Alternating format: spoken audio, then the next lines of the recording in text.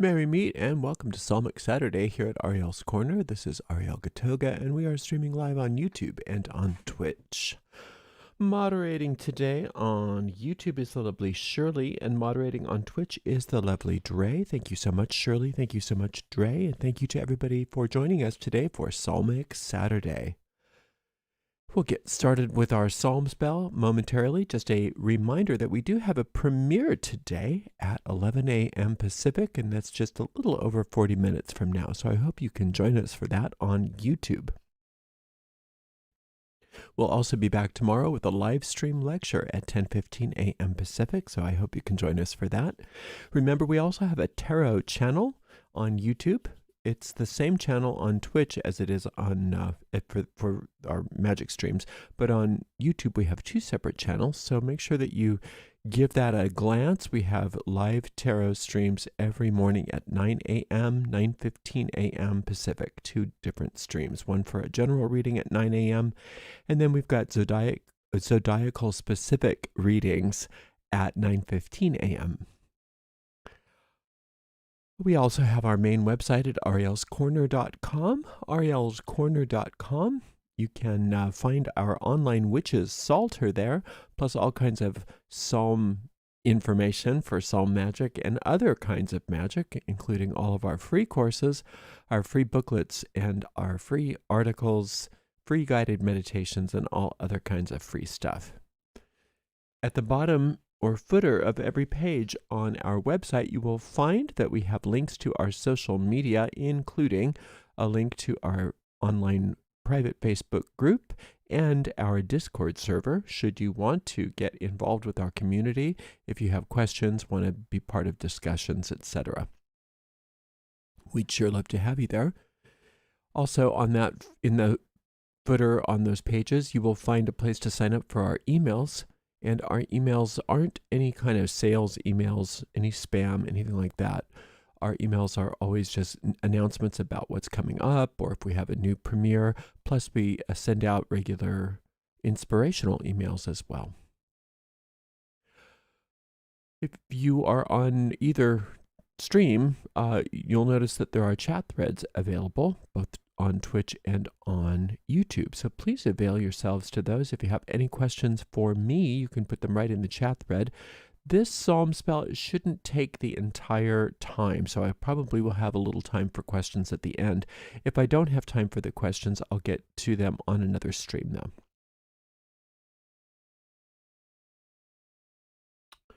Okay, I think that does it. Let's get going.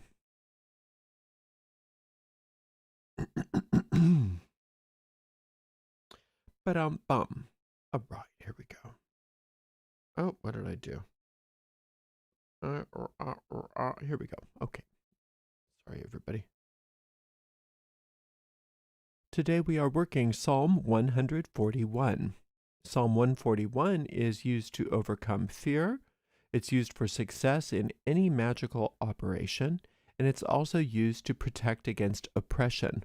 There's all kinds of uses that you can come up with for this psalm. It's a very powerful psalm, as are all the psalms. Today we're going to use Psalm 141 to dissolve fear. So anything you're afraid of, you can bring it to mind. We'll dissolve that fear with Psalm 141.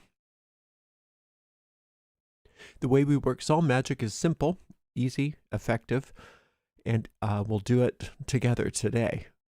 The way we work psalm magic is very simple and effective. We take the psalm in question and we read it out loud all the way through once without stopping. We call this an incantation. At the end of that incantation, we go back through the psalm and we dig for hidden occult meanings which lie behind each verse. And those hidden occult meanings we call magic seeds. And when we do this digging for those seeds, we are also in effect planting those seeds deeply in the fertile grounds of our minds, where they take root, they grow, they blossom forth, and then they bear fruit after their kind. Oops. And that's exactly what you and I are going to do together. Oh, of course. Why, Ariel? Why don't you ever remember to turn this off? Because I know why. Because I'm so blissed out after the rosary that I forget what I'm doing. Okay. Let's just do that last thing. And that's exactly what we are going to do together with Psalm 141.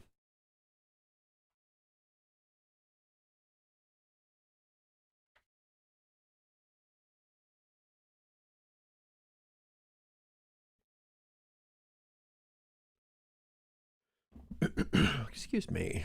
All right, here we go. Lord, I cry unto thee. Make haste unto me. Give ear unto my voice when I cry unto thee.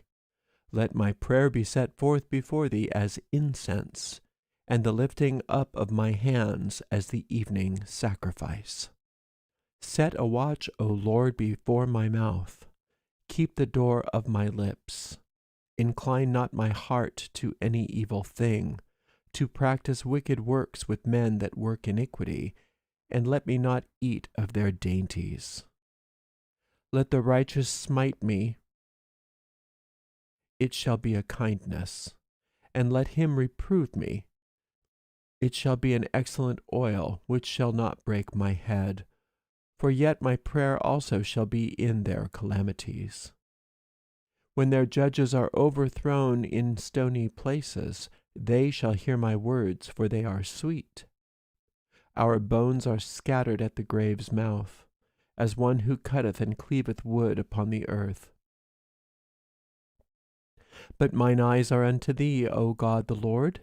In thee is my trust, leave not my soul destitute. Keep me from the snares which they have laid for me, and the gins of the workers of iniquity. Let the wicked fall onto their own nets, whilst that I withal escape. All right.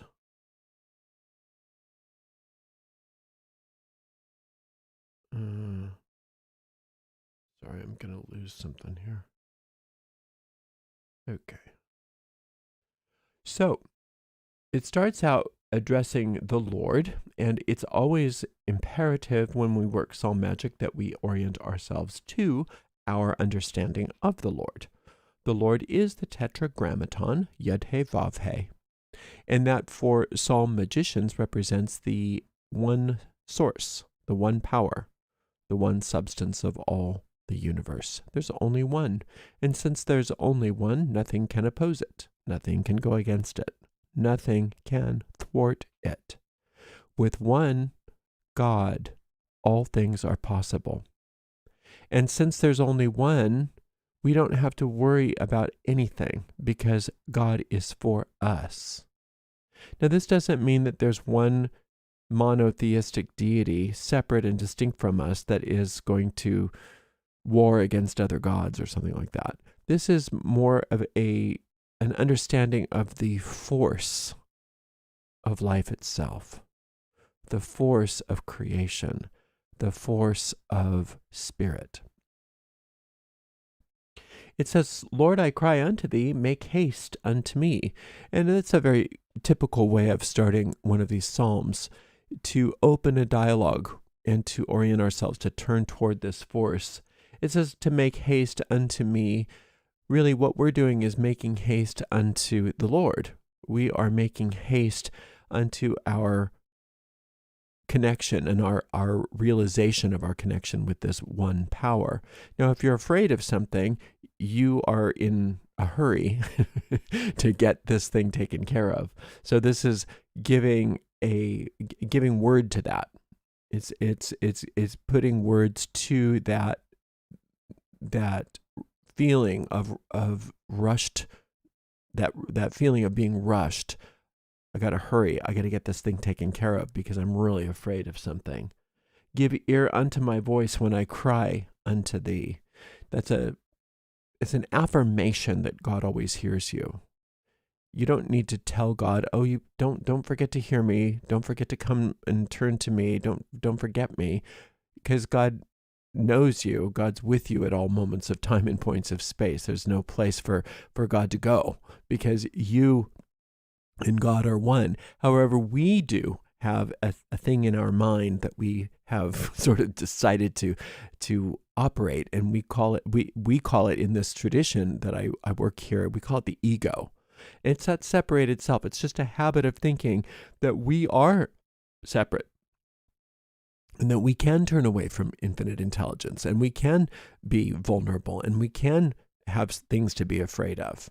Right? So when we are asking God to turn to us, to make haste to us, to listen to us, to not forget us, that's a reminder to ourselves that we have to return to our oneness, which never disappeared.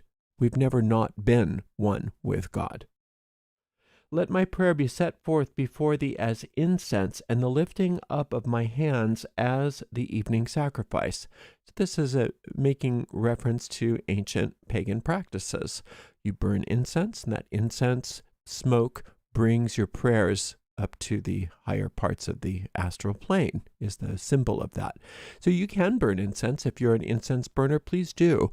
But if you don't burn incense, you don't need to. It's not necessary. But you can visualize that. You can see that as a symbol, that your thoughts are like smoke going up. And it's saying the lifting up of my hands as the evening sacrifice. So when they would sacrifice something on the altars, they would put their hands up in a gesture of prayer or invocation. And you can do that as well if you like. The sacrifice, you can think of that as something symbolic, or if you are a tithing kind of person, this is a great time to remember the tithe, to remember what you've given, and to release it as a vehicle that brings you in your mind back to oneness with infinite intelligence. Set a watch, O Lord, before my mouth. Keep the door of my lips. Okay, so there's things come out of the mouth and things go into the mouth. The things that come into the mouth are air and nourishment.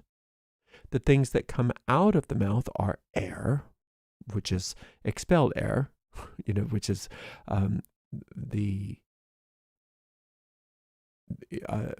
carbon dioxide. So you breathe in the oxygen, you breathe out the carbon dioxide, you breathe out the waste. Also, what comes out of your mouth are words.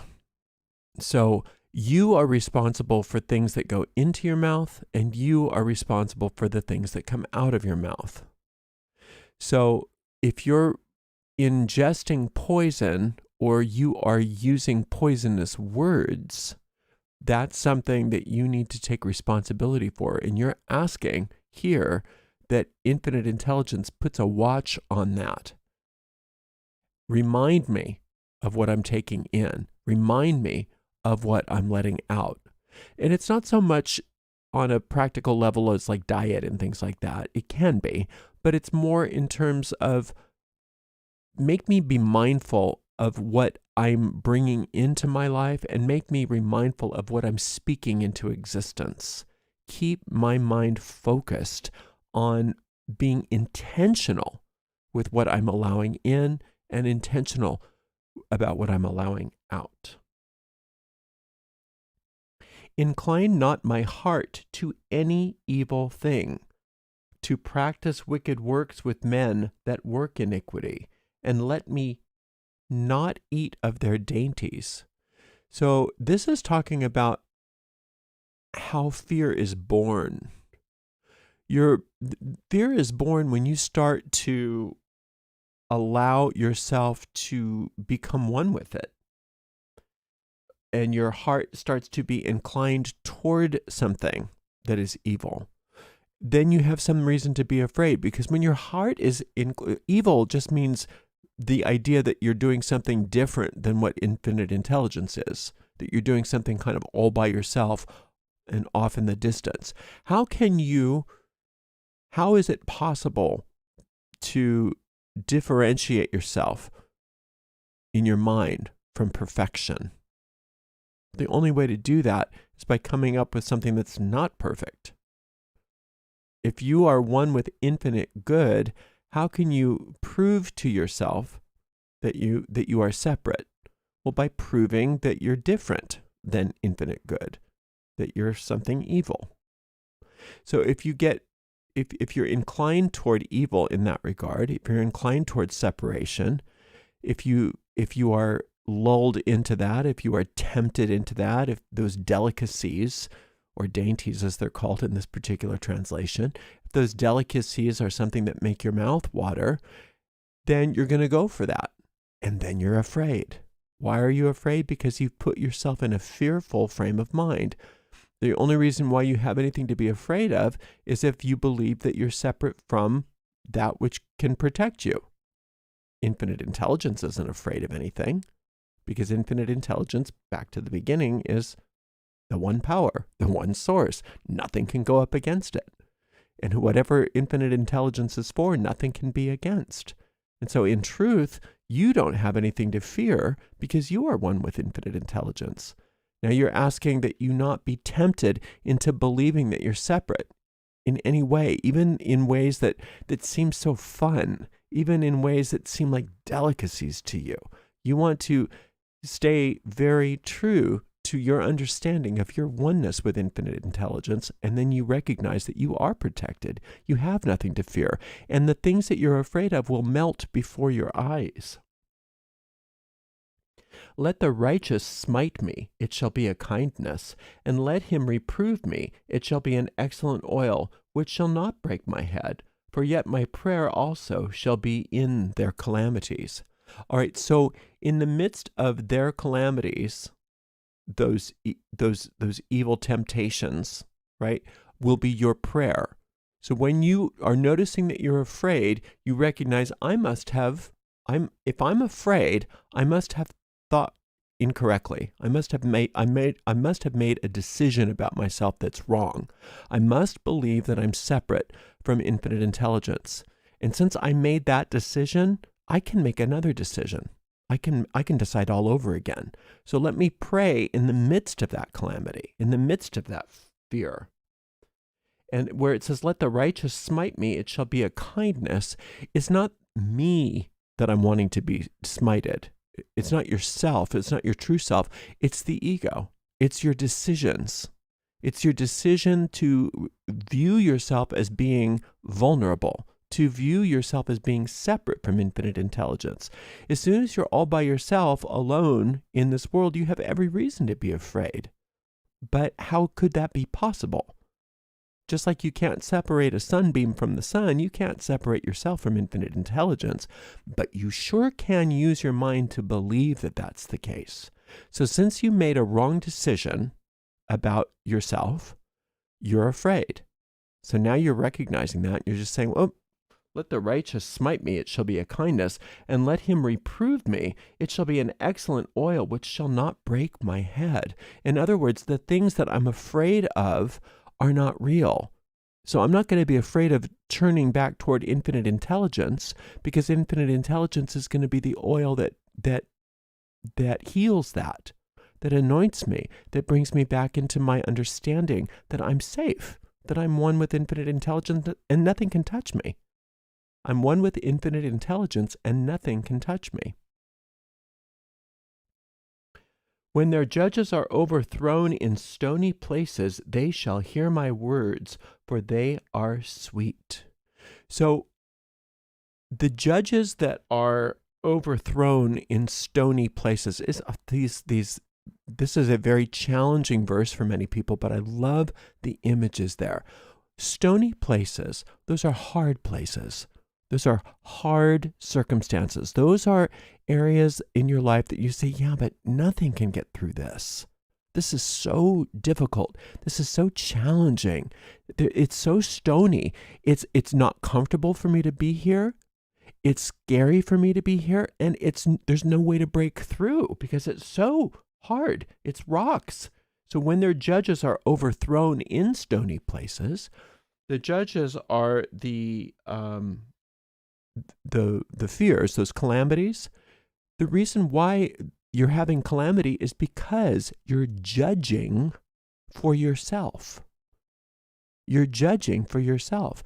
But when you don't judge for yourself, when you don't say, I know what's good, I know what's bad, I know what I am, I know what I'm not, you're making decisions all by yourself, you don't have the point of view to make a good decision about yourself when you're in a fearful moment, because you're not seeing things clearly. You're not in your right mind. So you want to ask infinite intelligence to judge for you for now until you get back into your right mind. You know you're in your right mind when you're no longer afraid, right? So when you judge for yourself, you're in a stony place. You're in a place that you can't get out of, and all of the problems are unsolvable from your point of view. That's a stony place. But infinite intelligence goes, there's no unsolvable problem. There's no stony place. I'm infinite intelligence. Nothing can thwart me. Nothing can come up against me. And you're one with me, so you have nothing to be afraid of. Let me judge it for you. Let me judge this for you until you get back into sanity again, so that you can see the truth. You don't have anything to be afraid of. Let me do it for you. They shall hear my words, for they are sweet. So the words, remember that the reason why your words are sweet is because you've asked infinite intelligence to be the guard of your mouth, so that you're no longer going, I'm so afraid, I'm so afraid, I'm so afraid. You can give word to that, to be clear on that. But then once you're back into this magic, you understand, wait a minute, I don't want to keep creating that for myself. I'm going to start saying sweet words. I'm going to remind myself, all is well. Only good is going to come out of this. Everything's working out perfectly for me. Infinite intelligence has this. I have nothing to fear. Those are the sweet words that are going to be happening even in the midst of those stony places. Our bones are scattered at the grave's mouth, as when one cutteth and cleaveth wood upon the earth. So our bones, meaning the bones of our separate self, the bones of the false self that we thought we were. We have a bunch of stories that we've made up about ourselves. And those stories appear to be true. And because we aren't in our right mind to judge, we believe those stories. So we made those bodies, if you will, that are false. And we want our bones to be scattered at the grave's mouth, as when one cutteth and cleaveth wood upon the earth. We want the stories about ourselves, those false narratives, those false reasons why we have every reason to be afraid. We want those bones scattered at the grave's mouth. We want them shattered. Now, that's a very kind of scary image, but these are old poetic gestures and recognize that the bones that are being scattered are the bones of that which are creating your fear, of the body that's creating your fear, as well as the fears themselves. And so it's like the water on the Wicked Witch of the West. Remember what Dorothy was doing there? She wasn't trying to kill the witch. She was trying to help her friend who was in need. And when she helped her friend, some water got on the witch. And that water created the dispelling of that fearful image right in front of their faces. And they realized everything's fine. She's nothing but an illusion. She melted. And so in the same way, you're melting your fears by allowing yourself to have those sweet words, allowing yourself to, in the midst of whatever is appearing to go on in front of you, not getting caught up in it, and instead working in consort with infinite intelligence and allowing infinite intelligence to make your decisions for you until you get to the other side of it. Because you're not yet in your right mind. So you can't judge for yourself because you believe that these shadows are real. You believe these monsters are real. You believe that this scary dream is real. And infinite intelligence knows that it's not. But mine eyes are unto thee, O God the Lord. In thee is my trust. Leave not my soul destitute. Right? So you're reiterating here that I'm going to focus on you because I know you know the truth. If I'm focusing by myself on anything but you, I know that I'm going to go right back into that nightmare and be afraid. And I know that you know the truth. And I know that you are going to show me the truth. And once I know the truth, then I don't have to worry about it anymore. But right now, I'm in the midst of this scary nightmare. And so until I'm out of this, I'm going to trust in you. In thee is my trust. And then it says, leave not my soul destitute. Well, of course, God's not going to leave your soul destitute. That's just a poetic way of saying, lead me out of this destitution. Sort of like in the Lord's Prayer, it says, lead us not into temptation. Like, why would God lead you into temptation? That means lead us out of temptation. Lead us out of destitution. Lead us out of this fear. Keep me from the snares which they have laid for me, and the gins of the workers of iniquity. So these are hunting images. These are images of the hunters. So it's as if what we're afraid of is after us. It's coming after us. We are the prey. We are being preyed upon by this scary whatever it is out there, whatever our fear happens to be. And we're so afraid, and this force that we're afraid of, or these people that we're afraid of, these circumstances, these finances, this disease, whatever it is that's so scary to us, are like traps being set for us. And it's saying, keep us out of that. How does infinite intelligence keep you out of that? By the only way it can do that is by you putting your trust in it, because it knows the truth, and it knows there are no traps. There is nothing to fear, but you don't know that yet. So you have to put all of your trust in the infinite so that it can keep you safe until you awaken from this fear. Let the wicked fall into their own nets while I withal escape. That's just a way of saying evil always destroys itself, not because of any other reason than it doesn't exist. Illusions always run their course. Fears always run their course. So you don't have to worry about any of it because you are being lifted, you are being protected, you are putting your eye right on infinite intelligence. And you're going to, as you are lifted up out of it, you're going to witness all of the problems resolving themselves. You're going to witness all of the so-called evil falling into its own trap. You're going to see that everything resolves all by itself with no help from you. And all you have to do is your part. And your part is keeping your mind stayed on the infinite. So you just keep coming back to this psalm each and every day until you start to get a sense of peace and certainty that whatever the situation is resolved. And you'll feel it in your heart. You'll feel it in your gut. And you'll know all is well. When you get that sense of peace and certainty, you know that your spell has taken. And you don't have to work on this situation anymore. And you can move on to something else. Thank you so much for spending some time with me. Until next time, blessed be. We finished that in record time. Do we have any questions? Okay, is there a way to control going into the spirit realm? It's happening on Friday nights, but I think it's going to start happening more. I have no idea what that question means. I'm so sorry. It may not be you. It may be me. Let me see if I can figure it out. Is there a way to control going into the spirit realm?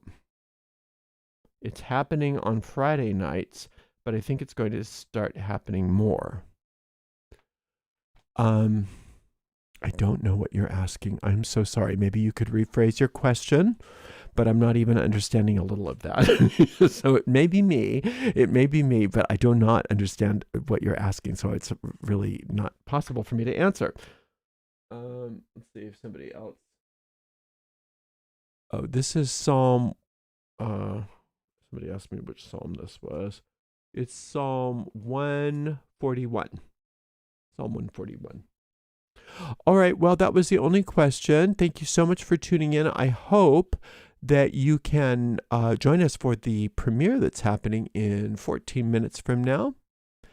And we will see you over there. And thank you so much to the amazing moderators, Shirley and Dre.